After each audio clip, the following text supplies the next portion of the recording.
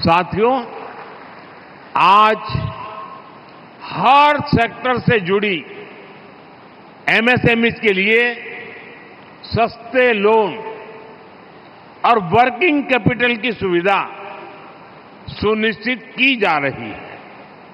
संसाधन बढ़ने से उनकी सोच का भी विस्तार हो रहा है।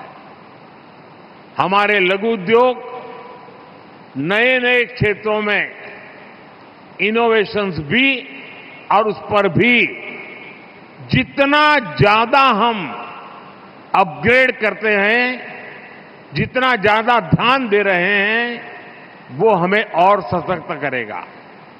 हमारी सरकार इस दौर में एमएसएमईज को नई टेक्नोलॉजी और नए स्किल्स की जरूरत का भी ध्यान रख रही है। इसके लिए विशेष स्किल डेवलपमेंट प्रोग्राम चल रहे हैं, ट्रेनिंग संस्थान चलाए जा रहे हैं। पहले हमारे यहां स्किल डेवलपमेंट एक रूटीन काम माना जाता था।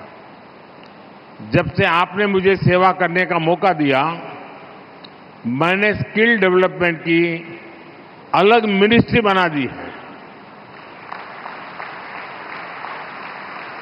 और मेरी पूरी समझ है कि भावी गढ़ने में स्किल की बहुत बड़ी भूमिका होती है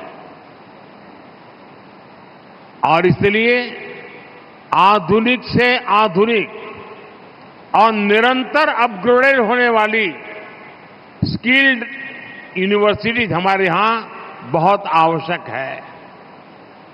साथियों, सरकार आज जिस तरह ईवीज को बढ़ावा दे रही है, उससे भी एमएसएमई सेक्टर के लिए नए अवसर बन रहे हैं। मेरा तो यहां मौजूद सभी लघु उद्यमियों से आग्रह है कि आप ईवी की बढ़ती मांग के हिसाब से अपना सामर्थ्य भी बढ़ाइए।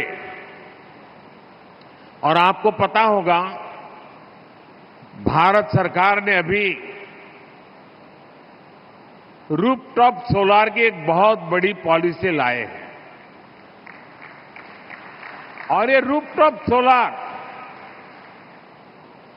बहुत बड़ी मात्रा में हर परिवार को आर्थिक मदद, 300 यूनिट तक बिजली मुफ्त और अतिरिक्त बिजली खरीदना, ऐसा एक पैकेज है। और शुरू में 1 करोड़ घर, उसके लिए हमने लक्ष्य निर्धारित किया है और हमारी कल्पना है कि इसके कारण जो ई व्हीकल्स हैं, उनका चार्जिंग स्टेशन उसके अपने घर में ही बन जाएगा, रूफटॉप सोलार से ही चलेगा, यानी उसका ट्रांसपोर्टेशन कॉस्ट 0 होने वाला है। और ये आप लोगों के लिए बहुत बड़ा अवसर लेके आ रहा है।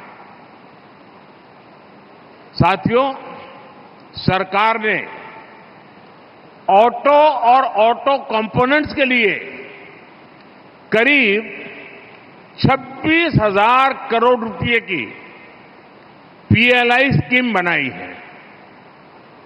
ये स्कीम मैन्युफैक्चरिंग के साथ साथ हाइड्रोजन व्हीकल्स को भी बढ़ावा दे रही है।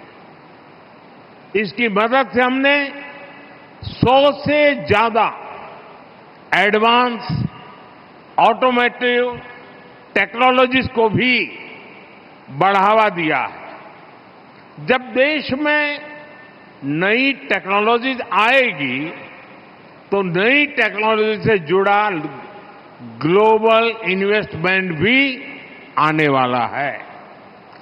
ये भी हमारी एमएसएमईज के लिए एक बहुत बड़ा अवसर है। इसलिए ये सही समय है कि हमारी एमएसएमईज क्षमताओं का विस्तार करें, नए क्षेत्रों में काम करना शुरू करें। साथियों, जहां संभावनाएं होती हैं, वहां चुनौतियां भी होती है।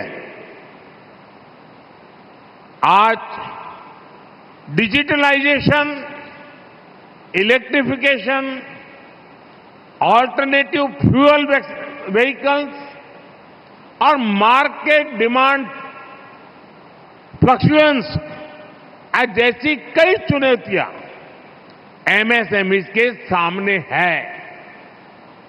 सही समय पर और सही दिशा में सही कदम उठाकर हम इन चुनौतियों को अवसरों में बदल सकते हैं।